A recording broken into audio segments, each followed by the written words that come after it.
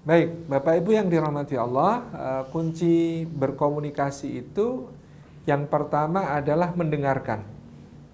Jadi memang ini butuh kesabaran luar biasa dari orang tua untuk menjadi sahabat bagi anak. Ini salah satu pola parenting yang penting, apalagi kalau anaknya sudah beranjak dewasa, usia SMP, usia SMA itu kita harus memposisikan diri sebagai sahabat. Nah, kunci bersahabat dengan anak itu yang pertama mendengarkan.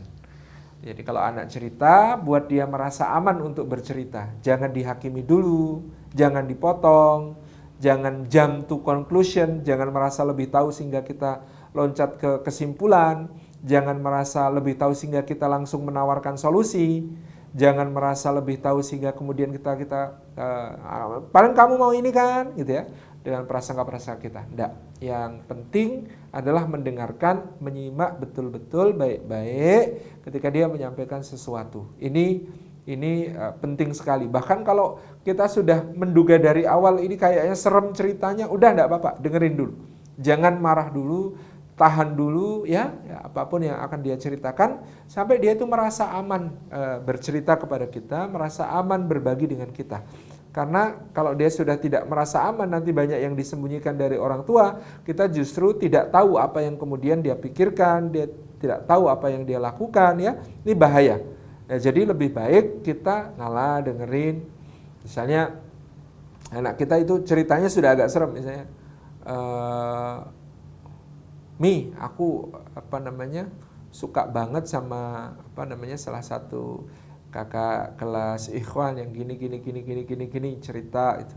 Jangan dihakimi dulu. Nggak boleh pacaran lo ya. Enggak. Jangan langsung ngomong begitu. Biarin dulu ngalir cerita sampai dia merasa aman. Setiap kali ada apa-apa dia ceritanya sama kita. Enggak. Kan banyak anak-anak yang justru nggak nyaman cerita sama orang tua, curhatnya sama orang lain, bahkan dia ngaduin orang tuanya ke temennya gitu ya. Ini kan musibah sebenarnya. Jadi kalau bisa, yang kita menjadi pendengar terbaik bagi dia.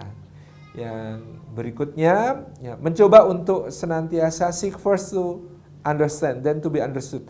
Coba pahami dulu, coba mengerti dulu. Ya, dan termasuk coba mengerti ini kita involve di dalam perkara-perkara yang hits buat dia. Ya anak kita masih suka K-pop gitu ya, sukanya drama Korea, sukanya budaya Korea. Ya kita coba gali sedikit, ngerti sedikit, sebelum nanti kita sedikit demi sedikit meluruskan supaya dia tidak berlebih-lebihan di dalam mengidolakan tokoh K-pop, tidak mengidolakan bintang K-pop gitu ya, atau tidak terlalu mendramatisasi hidupnya karena banyak nonton drama Korea gitu ya. Itu nanti pelan-pelan. Yang terpenting kita involve dulu, kita ngerti dulu. Oh, dia lagi seneng nonton drama Korea yang ini. Saya ngerti dikit, cari sinopsisnya.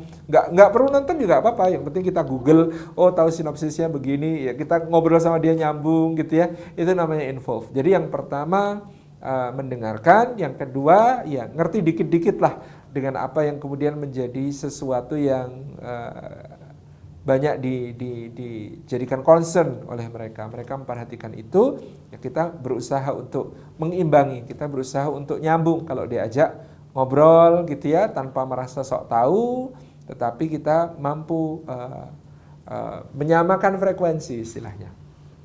Kemudian yang ketiga, yang menjadi tugas kita adalah setelah mendengarkan, terlibat, ya kita ini kalau bisa